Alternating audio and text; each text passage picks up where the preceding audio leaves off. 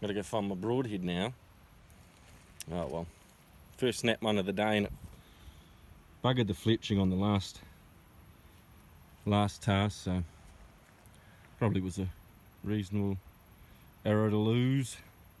Shot a 7th one, and I was looking for my arrow, and this one came running back to it, so I shot that one too, and I still got to go back just up there somewhere and find my arrow.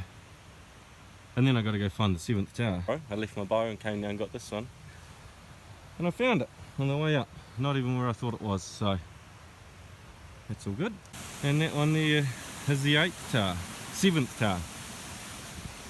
8th one's the one I filmed first, so that's all good. It went in, it was a quartering on shot, went in there,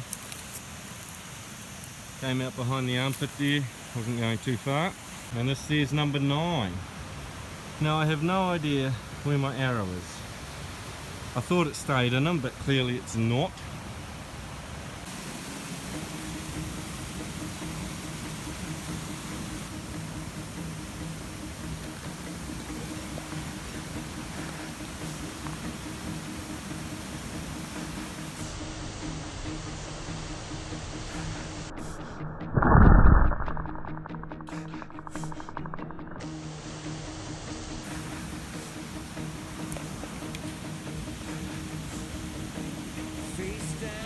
Number 10.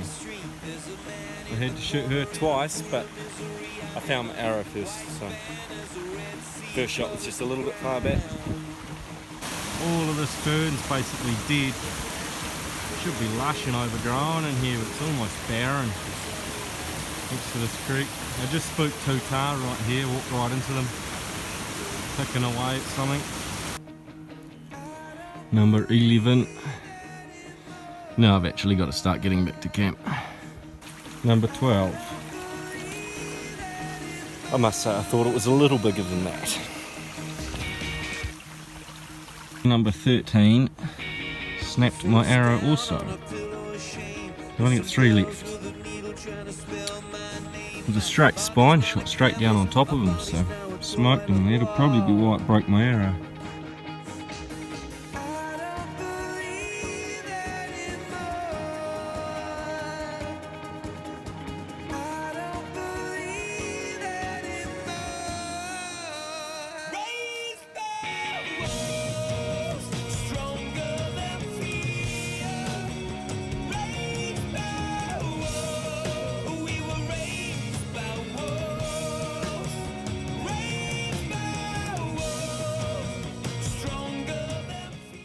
Yeah, it was a pretty good day really, a bit of a wash in the creek, that sort of thing when I got back. I would have thought 13 tahr for a day's ride. I would have thought getting 1 around here up the Karangarua, that's, you know, getting hunted all the time for tahr would have been a good effort for a bow, but getting down low in the bush, I think everybody goes to the tops. Down low in the bush is just getting destroyed, you know. Keep chipping away like that, you know. Hopefully it'll make a bit of a difference. Of a cross in a passion where the passion is hate. Blooming thought I'm gonna detonate in your day. Raining since about 11 o'clock. I tried going hunting this morning quite late because I thought it was supposed to be raining straight away. And it appeared to be holding off. I thought maybe it would hold off till the evening until, yeah, I got my gear on in about an hour up the track really and started pissing down. So I turned around and came back and got pretty wet. Day 5, no activity. Hopefully tomorrow brings something new.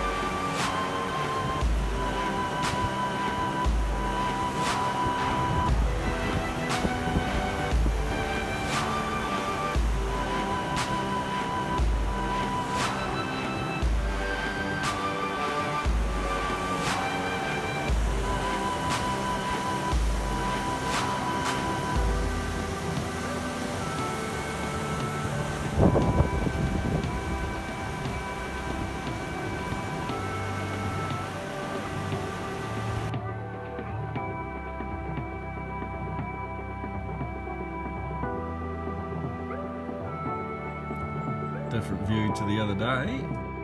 So, I'm back at the hut after a very decent run of cock-ups. I thought it had a good shot, quartering on, but I didn't execute said shot very well. So I spent the next couple of hours, for the most part, on my hands and knees, tracking him with drops of blood there, down a creek, and he got down to the main Karangarua. So I shot him again, through both lungs. He snapped all of the arrows and started floating down the creek quite rapidly, and that's when I realised that the creek's actually quite a nasty, violent river.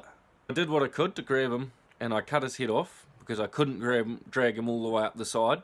I tried with all my might, but I couldn't, only to lose him down some very violent rapids. So I was quite stoked I cut his head off by this stage. So I ended up running all the way down the bottom of said violent rapids to retrieve him at the bottom to get my broadheads out of him, and only found 2. So yeah, I'm quite gutted. I'm back at camp pretty early. It's maybe about 5:15, something like that. He's a good one to get out of the gene pool. He has no lamb tips at all. Must have had a very average first couple of years. Whether his mum got shot or something like that, I don't know. But he's quite old. He's about 11 or 12 years old, but he's only 11 inch. So, you know, these things happen. He's probably a good one to get rid of. I just wish I had done it with a cleaner first shot. Anyway, I'll leave you to it.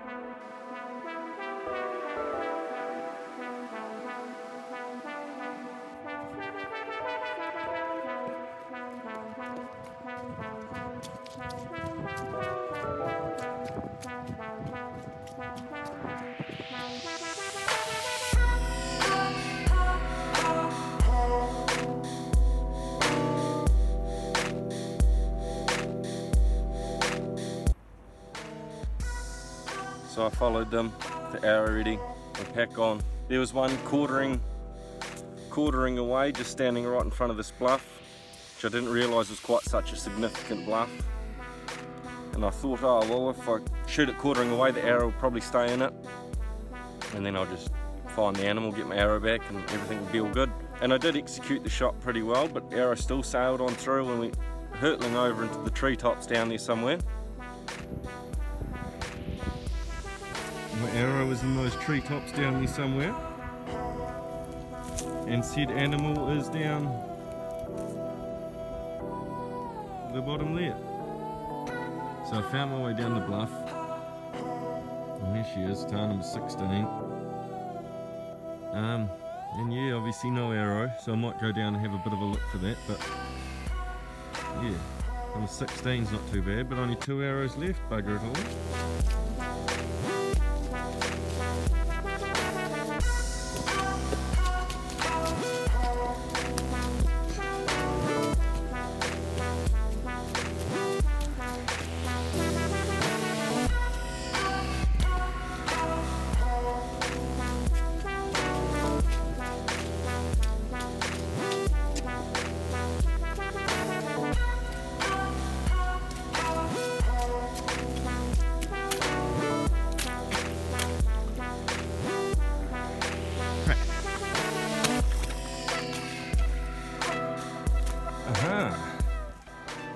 Here is me antler that I found down in the bush down there when I camped on the way up here, and I was going to go back down there and try to get that one horn bull or the deer that have been rubbing down there, but I've only got 2 arrows, so I don't think I will, but I might carry that out with me. Bit of a memento. That must be the runner tops that the Horace Walker track goes along, I think. Could be mistaken, but I think it goes up that valley and crosses over. Looks like quite a nice set of tops. Sort of stroll along. But here we are anyway. Got quite a good vantage point of this creek here, and I did see a bull walking along it not long after I got here, but he's disappeared now before I could get a really good look at his horns. He seemed quite young though.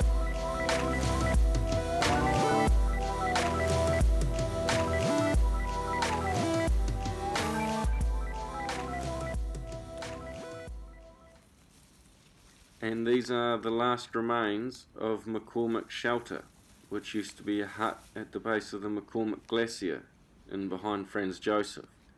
And after a life of getting hit by chunks of glacier hurtling down the hill, it was decided to be shifted to the confluence of the Kuplin and Karangarua for dock workers doing work throughout the valleys. And after the first half was flown to Christmas Flat, the second half was to be flown to Lame Duck Flat for the hut there, and unfortunately it started spinning out underneath the helicopter halfway up, and he had to drop it for his own safety. So it never made it there, and the one that's there now is built as a replica.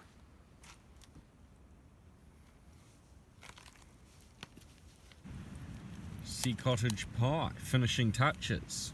Smoother all out. You bloody dancer. Yeah. It's quite late now, but I'm back at the tent, obviously. I'm camped at the Niblet Creek. I've gone up it a little way and found a nice flat spot. I went for a bit of a stalk for a deer, and I found heaps, but I got a shot at one, but the rangefinder, I think, connected with a bit of scrub, and that was just before the animal. He told me it was 22 metres, and I think it was about probably 30 or something like that. So it went under it, but that's alright. You can't win them all.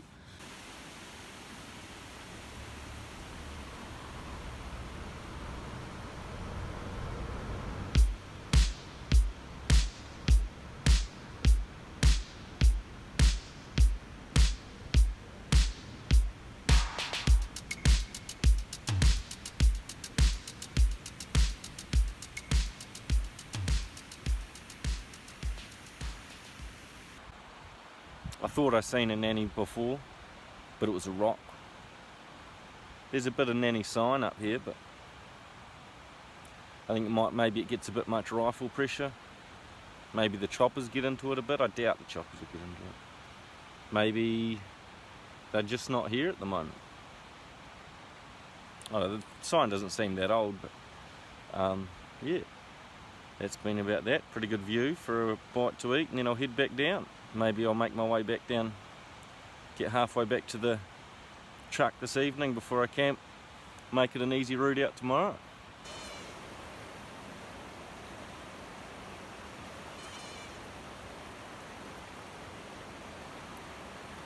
Have to swim the bloody river for these ones. Quite a way down the Karangarua. It's actually the Kuplin Junction right behind them. So I made it out. But pooped actually, that was a big day. No, thanks for watching. If I do end up making anything out of this, I probably won't. I don't really know. We'll see.